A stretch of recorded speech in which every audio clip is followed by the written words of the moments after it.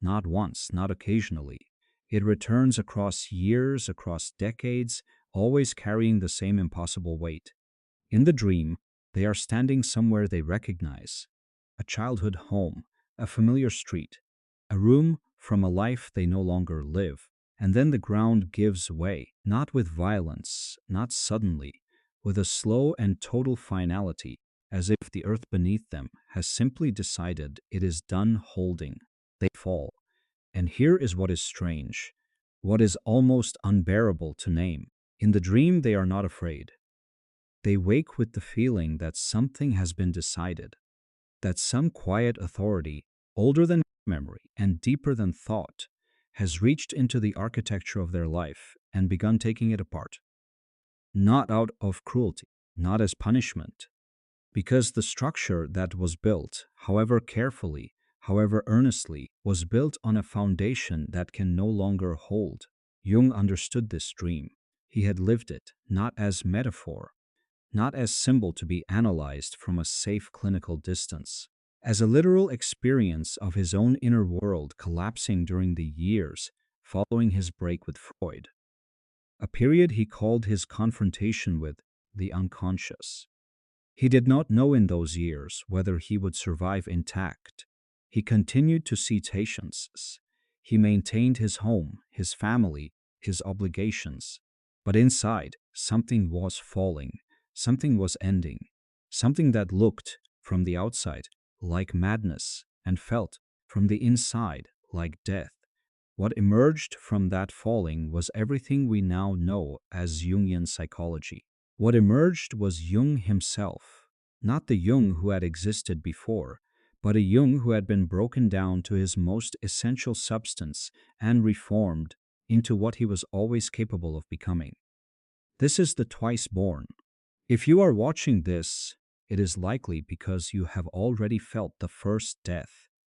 You have already stood in the wreckage of a life you built with enormous care and watched it refuse to hold. You have already lost something: a marriage, an identity, a belief about who you are, a version of yourself you had been constructing for decades, and found, in the silence after the loss, that you did not know who remained. This video is about what Jung discovered in that silence. If this is already speaking to something in you, subscribe to this channel now. Every week we go deeper, not into comfort, into the truth. That is what this channel is for. Let us speak plainly before we go any further. You were not supposed to be here, not in the sense of accident. In the sense that the life you are currently living, the inner landscape you currently inhabit, was not the one you planned.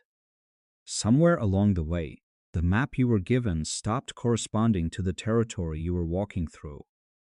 The roles you had accepted, spouse, professional, parent, the responsible one, the strong one, the one who manages, began to feel not simply difficult but alien, like a costume you had agreed to wear so long ago that you forgot the agreement, forgot it was ever a costume, and simply became it, and then something broke it open.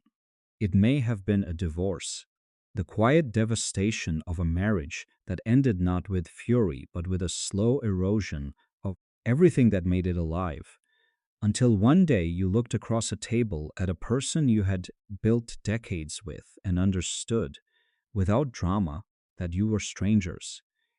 It may have been the death of someone who organized your sense of reality, a parent, a friend, and the discovery that grief is not an emotion but a demolition. It may have been the midlife revelation, arriving without invitation, that the career you worked 30 years to build feels from the inside like an exquisitely crafted cage. It may have been illness, betrayal, or nothing so dramatic, only the slow, mounting, unignorable feeling that the person living your life is not quite you. Whatever broke it open, you are here. And you are here specifically because the ordinary explanations have run out. The therapy that gave you frameworks but not transformation. The self-improvement practices that adjusted the surface without touching the depth. The conversations with people who love you but cannot quite see what you are pointing at. When you try to describe this feeling of interior dissolution, Jung had a name for what you are going through, and the name, when you hear it, may be the first word in years that sounds true. Every human being is born twice. This is not mysticism, though it touches the mystical. It is not religion, though every religious tradition in human history has built itself, at least in part, around this recognition. It is psychology. Specifically, it is the deepest current running through Jung's understanding of what human development actually requires. The first birth is the obvious one, biological, involuntary. You emerge from the womb and enter a world that immediately begins shaping you. The second birth is entirely different. It is interior, often agonizing, and never involuntary in the same way.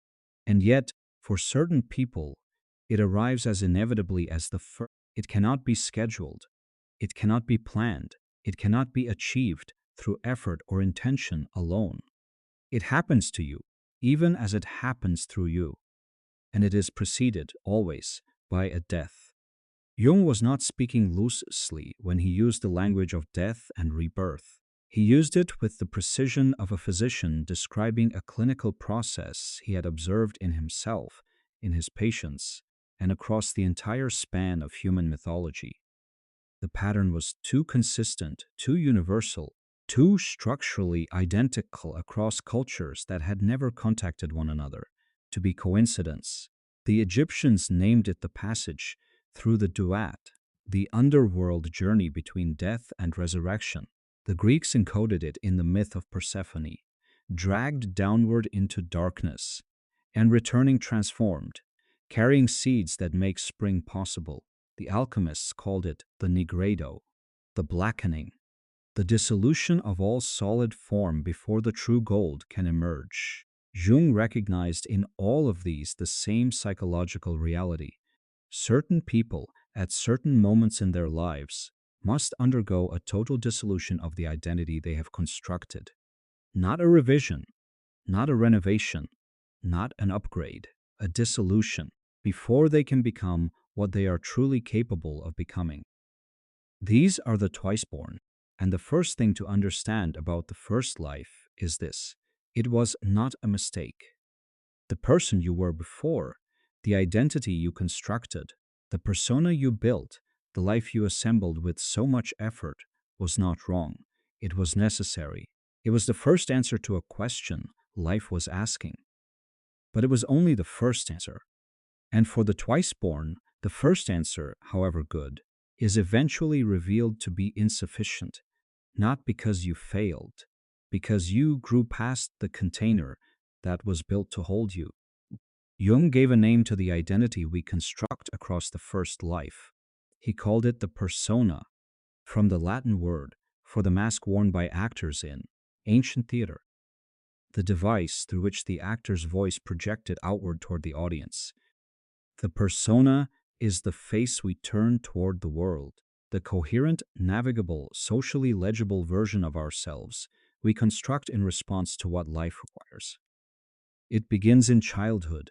Long before we have language to understand the process, we are learning what aspects of ourselves are acceptable, what earns love, what earns withdrawal.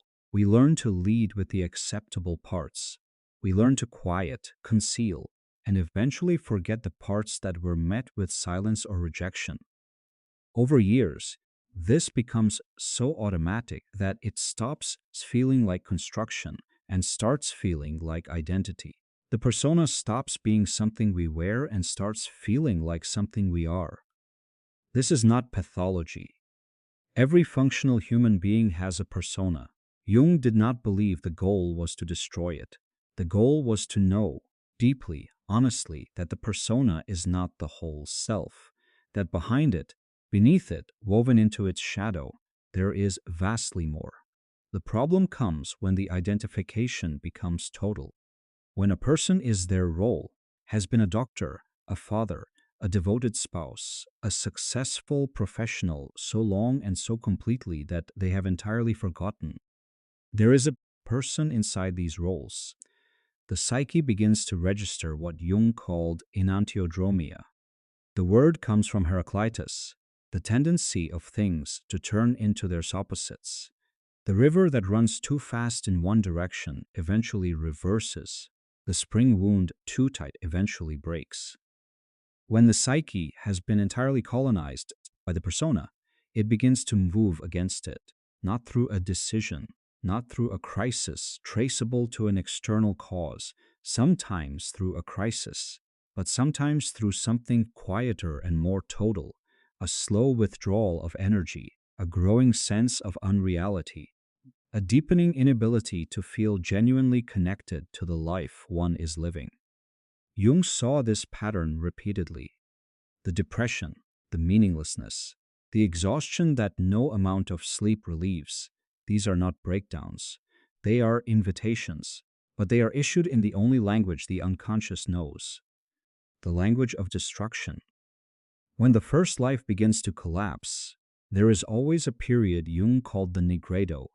The alchemists described it as the first stage of the magnum opus, the great work, blackening, the original material subjected to fire. It darkens, it corrodes, it loses whatever coherence it had. Before anything new can be created, the original substance must be willing to become unrecognizable to itself. Psychologically, the Nigredo is the experience of watching everything you built begin to fail. The relationship that was the axis of your identity, the career that organized your days, the belief system that gave your suffering a framework, the self-concept that made you navigable to yourself. In the Nigredo, these do not simply change. They blacken. They lose their light. They become, temporarily, unrecognizable even to the person who built them. This is not metaphor. Anyone who has been through it knows that the Nigredo lives in the body as exhaustion so deep it predates any memory of being rested. It lives in the mind as a silence where meaning used to be, not the productive silence of contemplation, but the silence of a radio that has gone off the air, broadcasting only static. It lives in the social world as a growing inability to inhabit the roles and performances that used to feel natural. The creeping sense that everyone around you is fluent in a language you have forgotten. That the currency of ordinary life has simply lost its value. Jung, in the years following his break with Freud, described looking into the distance and seeing nothing. Not nothingness, which is philosophically interesting. Nothing, which is clinically terrifying. The future went dark. He could not project himself forward into any recognizable version of his life. He did not flee this. In what became the Red Book, that vast, privately kept manuscript he worked on for 16 years and never published in his lifetime, Jung descended deliberately into the darkness, rather than away from it. He allowed the images of his unconscious to speak.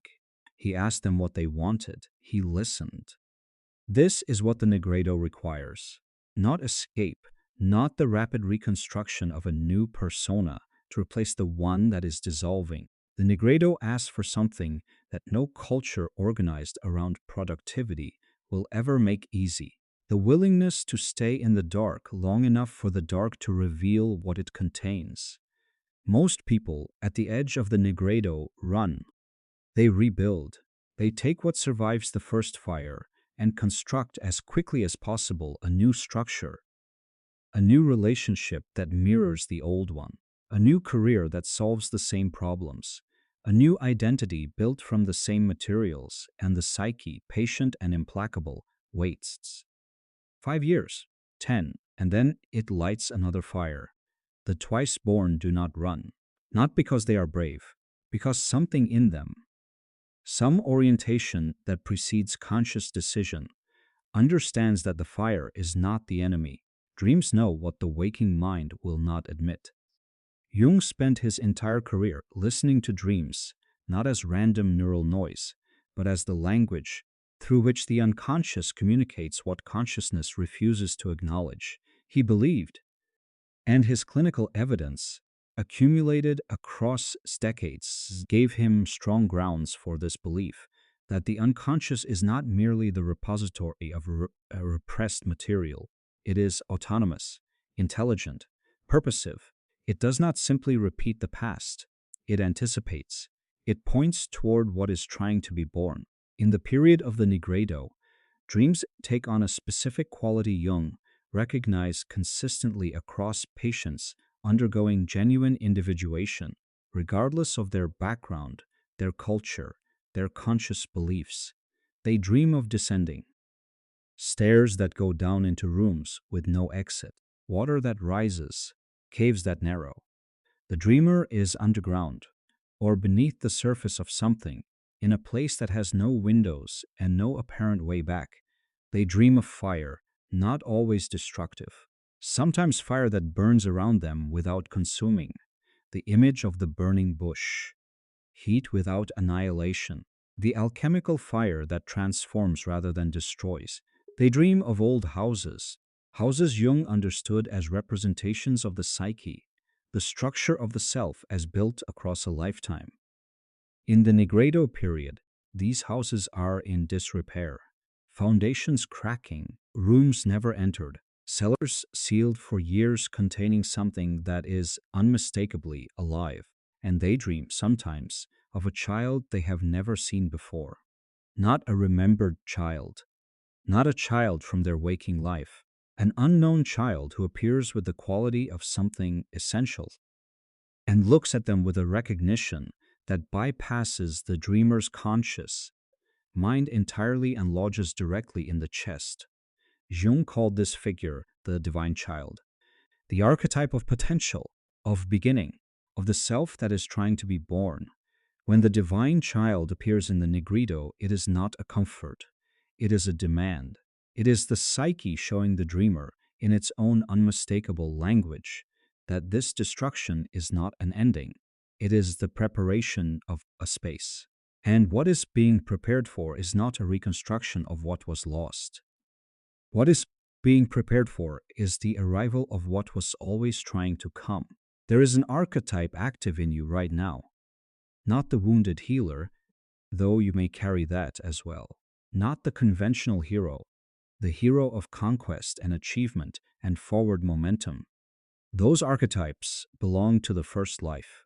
What is active in you now is older, stranger, more specifically yours. It is the archetype of the twice born. Jung traced this archetype across the entire span of human civilization. In every culture that has left records, there exists a class of figures marked by a specific signature. They were destroyed before they were completed. They fell. They were broken. They were, in some essential sense, killed by circumstance, by loss, by the collapse of everything that had organized their identity. And they survived the killing not by escaping it, but by going through it. What emerged was not a repaired version of the original. It was something genuinely new. Shamanic traditions across Siberia and indigenous North America encoded this literally. The novice shaman was required in their initiatory vision to experience their own death and dismemberment, to be torn apart and reassembled before they could assume the role of healer for their community. The logic was not mystical abstraction. It was clinical precision. You cannot guide others through the dark country of dissolution unless you have walked it yourself, not read about it, not understood it theoretically, walked it with your body, with your terror, with your complete inability to see the other side. The mythological encoding appears in the story of Osiris, scattered across the earth in 14 pieces and reassembled by Isis, not restored. Exactly, not returned to what he was, but made whole in a new configuration. It appears in the phoenix, which does not simply survive fire, but requires it. The old form consumed not as disaster, but as the necessary precondition of the new one. It appears in the life of every mystic who described a dark night of the soul before their transformation. Every artist who spoke of having to lose themselves completely before finding their voice. Every ordinary person, And there are more of them than any culture chooses to acknowledge, who went through something so total that they emerged, speaking quietly and without drama, of a before and an after that feel like different lives. Jung called these people twice born because, functionally and psychologically, they are. They carry the memory of two lives: the first life which the world could see and measure and validate, and the second life, which is more difficult to explain but unmistakably more real. And they carry, almost always, the awareness that the second life was made possible only by the death of the first. This is not a consolation for suffering. It is an explanation of what suffering in certain lives actually is. After the Nigredo, if the person remains in the process rather than fleeing it, the alchemists described a second stage, the albedo, the whitening, the calcination of what the fire has left behind, the emergence, in the stillness after total dissolution, of something quiet and fundamental. Jung experienced this as the slow arrival of a capacity he had not previously had, the ability to hear himself, not the persona speaking, not the professional self, or the social self, or the self organized around obligations and expectations. Something beneath those as, something that had been present all along, but had never been given enough silence to make itself audible. The albedo is not happiness. It is not the resolution of the depression or the meaninglessness. It is something more subtle and, in the long run, more important. It is the beginning of orientation, the compass of the self. Capital S, Jung's term for the organizing principle of the total psyche, not the ego but the deeper wholeness toward which individuation moves, begins, very slowly, to give direction.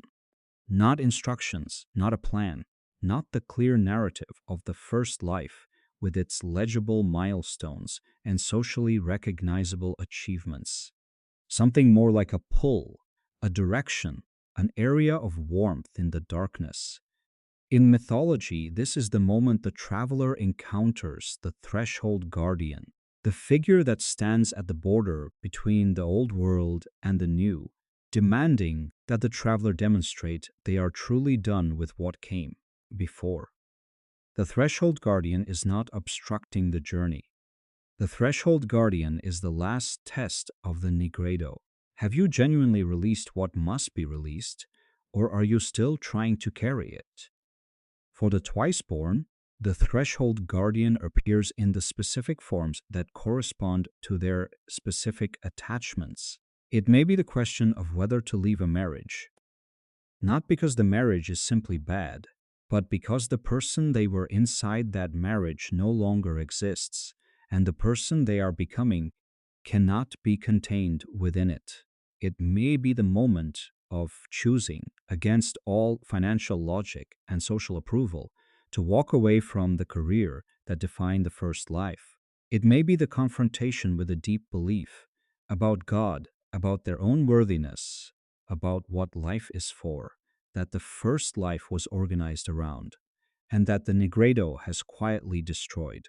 The threshold guardian cannot be argued with. It cannot be negotiated with. It can only be walked through. The 5 movements of the twice-born passage. Jung never systematized this experience into a numbered sequence. He was too careful a clinician to force the actual complexity of psychic life into tidy categories. But across his clinical writings, his correspondence, his autobiographical work, memories, dreams, reflections, and the accounts of his patients, a pattern emerges consistent enough to name. The first movement is the life that no longer fits. It begins not with a crisis, but with a quiet wrongness. The life assembled in the first half of existence begins to register as insufficient without any single identifiable cause. The depression that appears without reason, the success that tastes like nothing, the relationship that is, by every external measure, fine, and is, by every internal measure, slowly evacuating itself of reality. This is not ingratitude. This is not weakness. This is the first signal that the psyche has outgrown the container it was living in. Jung wrote that the meaning of the second half of life is never merely the continuation of the first. Life has a direction. It moves. And the person who insists on organizing the second half around the values and structures of the first will eventually be met not with failure, exactly, but with a specific comprehensive emptiness that no external success can address. The second movement is the event. Sometimes the Nigredo arrives through a single moment. Sometimes the quiet wrongness simply accumulates past the point where the persona can contain it, and the collapse is entirely internal. But whether the catalyst is external, loss, betrayal, illness, or internal, its function is the same. It removes the scaffolding. The outer structures holding the persona in place are taken away, and what is exposed is the raw, unmaintained, unfacilitated interior that has been developing, unseen beneath the managed surface of the first life. This is terrifying. It is also, though it will be years before this becomes visible, liberating in a way nothing else could have been. The third movement is the underworld. This is the Nigredo period extended, the time of living in the wreckage, when the ordinary markers of a successful life, productivity, sociability, the ability to explain oneself coherently to others, have temporarily lost their meaning. This is the period most frequently misunderstood by the people around the twice-born, and most frequently misinterpreted by the twice-born themselves. The friends and family who have not been through it will offer with genuine care the advice appropriate to a temporary disruption. Get back on your feet. Don't let this define you. You'll get through this. They are not wrong exactly, but they are not seeing what is happening. What is happening is not a disruption of a basically intact life. It is a total reconfiguration, and total reconfiguration requires the kind of time and stillness that no productivity culture will ever validate. The twice-born must learn, in this period, the most counterintuitive thing, that the inability to move forward is not a symptom to be treated. It is the process itself. The fourth movement is the threshold. The moment it rarely announces itself clearly, when the question shifts, no longer, how do I get back to who I was? But, who am I becoming? This shift is seismic. It does not feel triumphant. It feels like standing at the edge of a country whose language you do not yet speak, whose customs you do not yet know, whose geography you cannot yet see clearly. But there is a quality of aliveness in the uncertainty that was entirely absent from the managed performance of the first life. The persona is gone or going, and in its absence, something genuine is breathing for perhaps the first time. The fifth movement is the second life. It is different from the first in one fundamental way. It is chosen, not chosen with the breezy voluntarism of consumer self-improvement, chosen in the specific, costly, irreversible way that only becomes possible after you have lost what you thought you could not survive losing and discovered, in the aftermath, that you survived. In the first life, we choose largely from fear. We choose the career that is safe, the relationship that is legible, the identity that earns approval. In the second life, we choose from something quieter and more central. We choose from what we discovered in the dark, and the things we build from that place. The relationships, the work, the way of moving through the world, carry a quality the things of the first life rarely had. They are not optimized, they are not approved. They are unmistakably real. The alchemists described a third and final stage, the Rubedo, the reddening, the arrival of life in what had been pale and still. The moment when the transformed substance takes on the quality the alchemists were working toward all along, not gold in the literal material sense, gold as symbols. The thing that does not tarnish, that does not corrode, that does not require external validation to maintain its value. The self-integrated. the psyche, no longer divided against itself. Jung described the Rubedo not as an arrival at a final state. Individuation was never, for him, complete, never finished, always in process, but as the achievement of a new relationship with one's own depths, a relationship in which the unconscious is no longer experienced as an adversary or a threat to be suppressed, but as a source, a collaborator, the reservoir from which the genuinely creative life is fed. The twice-born who reach the Rubedo do not become simple or serene. They do not achieve the shallow peace of people who have never been tested. They carry their history, the fractures, the fallings, the years in the dark, not as wounds to be hidden, but as the very material of their authority. When they speak, something in it lands differently than the speech of people who have never been broken. Not louder, not more eloquent, not more theoretically sophisticated. Simply realer, weighted in a way that cannot be manufactured. This is what Jung meant when he wrote that the analyst can only go as far with a patient as the analyst has gone with themselves. The twice-born does not offer wisdom from knowledge. They offer it from territory. They have been to the place you are lost. They know its geography. They know which paths lead deeper into the labyrinth and which, eventually, lead out. There is a line Jung wrote that very few people encounter, and even fewer allow themselves to truly absorb.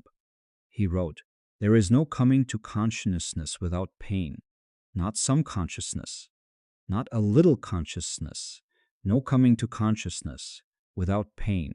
He was not romanticizing suffering. He was not telling you that your suffering is beautiful, or that you should be grateful for it, or that everything happens for a reason in some smooth, comforting sense. He was making a clinical observation grounded in decades of direct psychological work that the expansion of awareness, the genuine widening of the self, the actual movement toward wholeness, requires the dissolution of what was previously held as fixed, and that dissolution is painful, always, without exception. The twice-born know this, not as a concept, in their bodies, in the years it took to walk through what they walked through, in the specific quality of the life they are now living, harder in some ways than the first, less legible, less approved, sometimes lonelier, and yet unmistakably, in some way that cannot be fully articulated to anyone who has not been through it, more alive. This is not a small thing. In a civilization organized almost entirely around the avoidance of pain, around the optimization of comfort and the management of discomfort into its smallest possible form, the person who has gone through the Nigredo and come out the other side is carrying something radical.